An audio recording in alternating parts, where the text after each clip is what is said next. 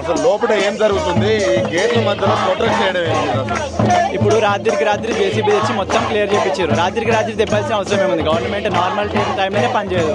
అట్లాంటిది ఉగాది తర్వాత రంజాన్ రోజు రాత్రిపూట జేసీబీలు వచ్చి మొత్తం అడవిని మొత్తం క్లియర్ చేసేసినాయి. సో ఇప్పుడు మేము ఇన్ని రోజుల నుంచి ఇక్కడ అన్ని మంచి చెట్లు, అంత మంచి ప్రదేశాలు ఉంటాయి. అక్కడ డీర్స్ ఉంటాయి, పీకాక్స్ ఉంటాయి, అన్ని పాములు కూడా ఉంటాయి లోపల, మంచి డిఫరెంట్ యానిమల్స్ ఉంటాయి. అవన్నీ మేము చూసి ఇన్ని రోజుల నుంచి ఉన్నాము. ఇప్పుడు సడన్గా అవన్నింటిని గులగొట్టేస్తే మాకు బాధ అయ్యి మేము చేస్తున్నాం. ఇది తప్పగా ఎవరో వచ్చి మీకు చేపిస్తారు, పైసలు చేపిస్తారు అంటారు. ఇవన్నీ ఫేక్. అంటే మీరేమో జంతువులనే కాదు, చెట్ల కోసం కూడా. అదే చెట్ల కోసం, అన్నిటి కోసం చేస్తున్నాం అంటున్నారు.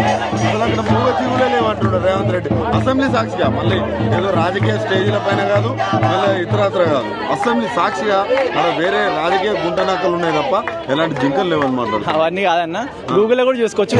హెచ్సివి అంటేనే అందరూ ఏమంటే గ్రీనరీ ఉంటుంది, మొత్తం గ్రీనరీ ఉంటుంది. హెచ్సివి